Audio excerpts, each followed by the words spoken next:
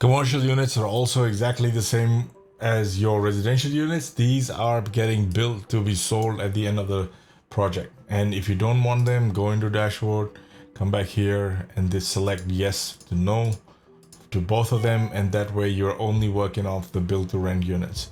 So because this is designed specifically for build to rent unit, that's why they are there.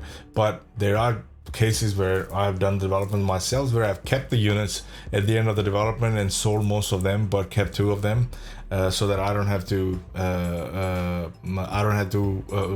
as part of my strategy, I don't have to sell them. I can hang on to them. So based on what you selected, for example, for average construction cost per unit. So if I go into dashboard again and go down to here, you'll see that I have average cost plus gross floor area, or manual. If I select manual, press save and refresh, come back to my section here, you'll see that these two are now grayed out. That means I don't have these details at all.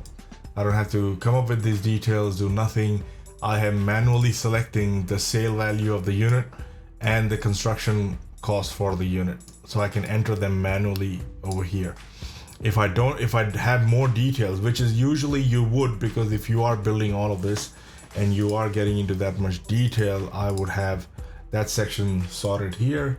I would come back to my units here, and then you'll see that this is grayed out. And now I have to enter the square meter rate. I have to enter the total built area per unit, total net rentable area per unit, and then gross rent per meter square per annum that I'm going to make per unit over there. And then vacancy, operating expenses, exit cap rate, all those things are coming off from the dashboard. So if I go into my exit cap rate, vacancy rate is there, exit cap rate is, let's say, is about 7%. Save and refresh, come back here, this will all change to 7% once the saving is done, and when the project once the sheet has saved itself. So the only other thing that I would remind you is that when it is saving, just make sure that you're not pressing all these buttons as so on, and that is important. And then you have your selling period, closing period, forecasting, all this is coming from there. This is the same. TBA is total built area, NR is net rentable area, efficiency, cost, land, and that's pretty much it. But remember, this is a build to rent model that allows you to have residential and commercial units that you might have in your development that you may sell.